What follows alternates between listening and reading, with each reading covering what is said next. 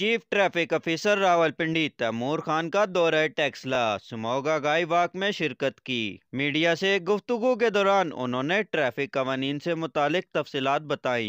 لہٰذا میں ان تمام والدین سے کہوں گا کہ وہ آپ لوگ اپنے بچوں کی ایک تو نگرانی رکھیں، دوسرا جس کی عمر 18 سال سے کم ہے اس کو برائے مہربانی آپ موٹر سائیکل اور گاڑی کسی صورت میں نہ چلنے دیں۔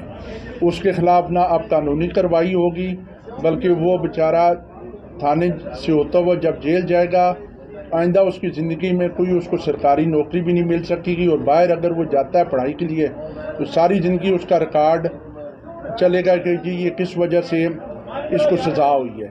اسی طرح جو ہیلمٹ کے بغیر ہے اس کے اوپر اب پورے پنجاب میں 2000 روپیہ چلان ہے، اس لیے برائے مہربانی آپ ہیلمٹ پہنیں اور 2000 روپے کو بھی بچائیں، اور سب سے بڑی بات اپنی جان کو اپنے بیوی بچوں کے لیے بچائیں۔